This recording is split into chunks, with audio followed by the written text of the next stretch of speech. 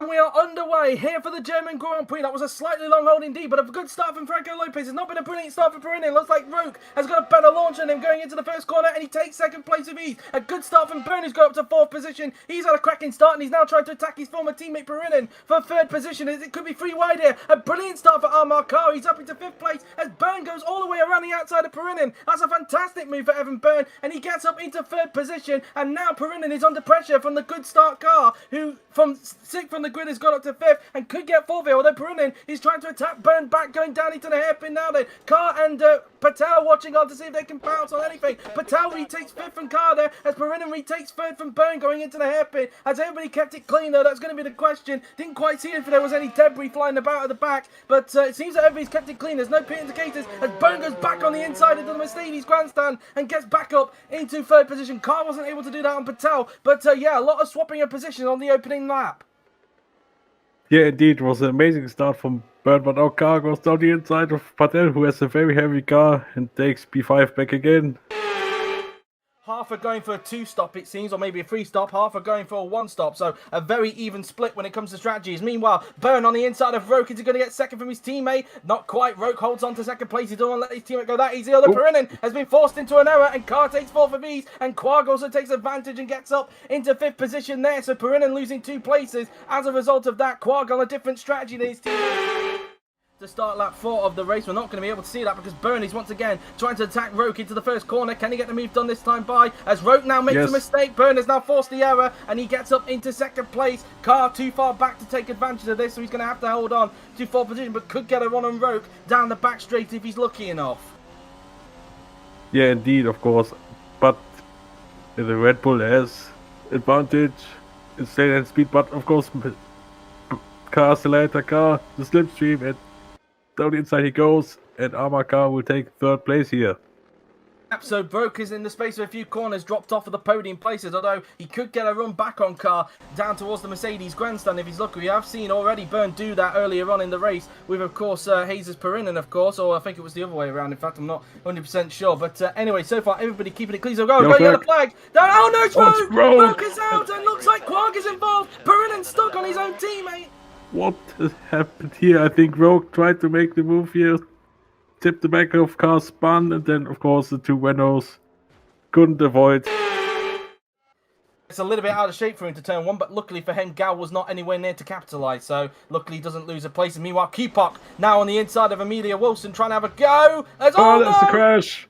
It's a crash, and usually that corner can cause chaos as we've seen in the past. Yeah, indeed, as you can see, Kupok was trying to make the move. I think he should maybe have backed out of it, but he was... I think from this perspective, Wilson could have give him a bit more space. No need to panic there, thankfully, as Byrne is also going to go around. And now Willows is under pressure because Macho has got the move done. Also the same with Diosa. De Rosa, the other McLaren, making the same error, and Gal luckily did that also before the yellow flags. No issues, but Verderi could be in trouble here because he's on the inside of Benz Valdinger here. I think that's going to be a penalty for Verderi. And it is, so I'm afraid that's 5 seconds for Andre Verderi. He's passed on the yellow flags, and that's a slam dunk penalty right there. Yep, let's see how many laps of fuel got. 23. Where that clearly 3-stop. 6.4 seconds, the pit stop for Michael Mocho. That drops him out of the points. So let's see where he's going to emerge then after this pit stop as he comes trundling out the pit lane. He's going to rejoin, I think, in 14th, no, 15th position, it looks like.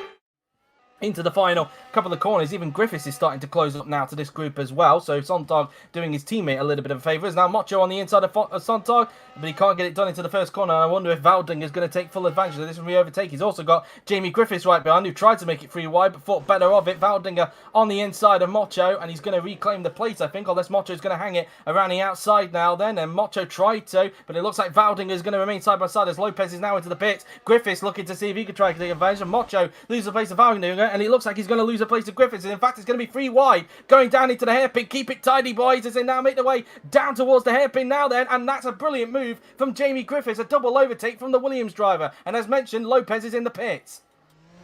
Yeah, Lopez rejoins in third as we're speaking. Just in time, in fact, as Byrne finishes his pit stop, Lopez goes back through. So for a brief time, it is a Mercedes 1-2. Car, of course, is still yet to make his pit stop, and Byrne should still comfortably come out in third. As all problems with Valdinga, so Macho is now finally released from the Alfa Romeo, and just as he's pitting this lap as well, he's bent Valdinga, and there's smoke pouring out of the back of the Alfa Romeo as a result, and I think it's going to splutter to a halt even before he has a chance to come into the pit. So Bent Valdinga, I think, he's going to be out of the race. And it's given up on him. Yeah, it's given up on him at the hairpin, so he wasn't able to have a chance to get into the pit. And Bent Valdinga is out of the German Grand Prix after scoring points last time out in Mazzano. Was actually not too far behind Byrne after his pit stop, so I think he might actually come out of the podium for a temporary bit of the race. As Carr now then finishes his pit stop. It's quite a long stop, in fact, 7.7 seconds. He's got 26 laps of fuel, so that does confirm he's on a 2-stop today. Chatfield does go through into third position. Is Chung also going to go through? Or in fact, I think she might be pitting, in fact, because I think they were Lamborghini mechanics. And yeah, Chung is pitting, so Carr will rejoin in fourth position. Chung now then into the pit. Doing a good job in the back of that McLaren. Meanwhile, Klaus trying to fight for points as he's now on the back of the one, stopping Rahul Patel. Although Patel is trying to do the same thing as what Willows did, down into the hairpin, and Patel holds on to the plates on contact there, but luckily he didn't end in disaster, and that's a bump and run there, and a little bit cheeky from the two hands. Yeah, indeed, as he's not going to be able to try and line up Lopez for a pass on this occasion. So, going to the right goes Evan Byrne. Is Lopez going to pit on the next lap, though, like Byrne is? We shall wait and see. He crosses the line, and yes, he will. So, Lopez is pitting next lap to the places. Byrne finishes his pit stop and comes out comfortably in second place. He had enough of a gap in front of Carr. There he is in the background. Do Mercedes do the same thing here? Let's see. Push on a fresh set of tyres and fuel. And yeah, he's also doing the free stop as well, because that's going to take him to around about lap 56, I would imagine. So yeah, both Byrne and Lopez are on a free stop. Although it looks like, once again, Byrne is going to be pitting before Lopez. And is Byrne going to get a jump on Lopez? Let's see, there is Byrne. Yes, and he's going to go by. And Byrne has got the jump on Lopez, but Lopez, of course, has got 1 lap fresher tyres. So Lopez is now, it's now his turn to do the chasing. Byrne has jumped Lopez. Well, it was a throttle problem for Galloway, so it wasn't actually scheduled at all. He actually had a throttle problem. Luckily, he had a pit call, but yeah, Galloway actually had an issue. So points taken out of Galloway's hands here, Dennis. He'll obviously put on a fresh set of tyres and fuel now then, so a change of tyres and fuel, and it's, yes, he is going to the end of the race now then, so it is a 2-stop for Armar Carr, and it will be interesting to see if he can make this work and how much he can cut the gap between Lopez and Byrne with these fresher tyres. I think at the same time, though, I do think Chatfield might actually go by on him here, but of course Chatfield, I think, is still yet to make another stop. So Carr finishes his pit stop. Where is he going to emerge? There is Chatfield. Yeah, Chatfield still needs to make a pit stop. I expect him to pit in about a couple of laps time, but in fact Chatfield, Alex not he's got the outside, and Joseph Willows. Willows is out of the race, and that looks like a mechanical failure. So once again, reliability an issue for McLaren, and it's a loose wheel that's taking care of Willows. For the 2009 World Champion, Gal now then into his box, fresh set of tyres, fuel to the end of the race. Where is he going to emerge then, and where is Chatfield on the racetrack? 5.4 seconds is the pit stop for the AlphaTauri mechanics. As Chatfield, I think, is just coming down the pit straight. He's just coming out of turn 1 now then. Has Gal done enough to go in front, or has Chatfield just done enough to stay in front? Chatfield stays in front, but I wonder if Gal will actually try and get a run down into the hairpin patch, because he is in the slipstream of the Ferrari driver. Byrne, meanwhile, is into the pits for his final stop of the day. So Evan Byrne is coming, so Lopez will take the lead temporarily, and yet Byrne now fueled to the end of the race as he finishes off his final pit stop now then. A 5.4 second stop from the Red Bull mechanics. Where is he going to emerge? I should imagine he's still going to come out in front of Carr, I think, because Carr has not posted anything on the death panel, as you can see. So Byrne will still come out comfortably in second place, but he's got some traffic around him, so that might actually help Lopez if that's the case. In fact, Carr was way too far behind Byrne on that occasion, so no real threat at all today. On the Ferrari driver now, then Gal in the slipstream of Chris Chatfield. He's going to go to the inside. Can Gal pull the move off on the Ferrari driver? Chatfield trying to shove him as best he can, but Gal is already alongside him there. The two Williamses are still scrapping, but down the inside goes Miklos Gal, and that's P4 for the Hungarian. Miklos Gal up into 4th position. What a great race and a great comeback the Hungarian has had. Had he not had that grid penalty, who knows what he could have done in this race. Indeed. Meanwhile, De Rosa is under pressure here from Jake Galloway, who of course is trying to fight back after that throttle issue we had earlier on. But of course, Galloway does need to pit again. He's now on the inside of Kirishima. De Rosa can't get the mistake on contact there, and De Rosa has lost his rear wing. Yeah, indeed, he was in a place where there wasn't any space. So yeah, that's a shameful. You also had a good race with that one-stop strategy.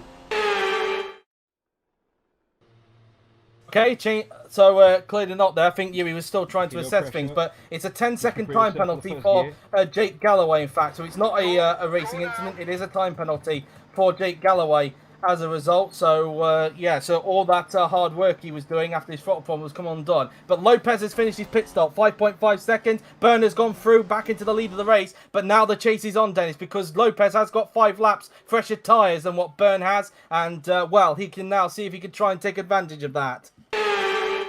And he's just going to do enough. He has got it down to under a second now, has Lopez. But as mentioned, it's a little bit too late for him to get the move done. As Byrne now then comes around the banking now then for the 67th and final time. He's just got a few corners to go. He won here last season with Renault. And now he's going to win here again, this time as a Red Bull driver out of the final corner. And it's going to be Evan Byrne who wins the German Grand Prix here at Hockenheim. He just holds off Franco Lopez in the end. And for the first time since 2011, Evan Byrne now takes the lead in the Drivers' Championship. It is Evan Byrne who wins the race from Franco Lopez in second position. Armar Carr finishes in third with Miklos Gala, fantastic fourth. He'll be happy with that one. With Chris Chatfield in fifth. Laura Chung, 6 out of 6 points, finishes in sixth. With Rahul Patel finally getting some good points in seventh. Andre Videri finishes in eighth because of his 5-second time penalty. He's going to drop down to ninth, so Kloss moves up to eighth. Videri in ninth. Galloway was classified in 10th, but because of his 10-second time penalty, De Rosa is going to claim the final point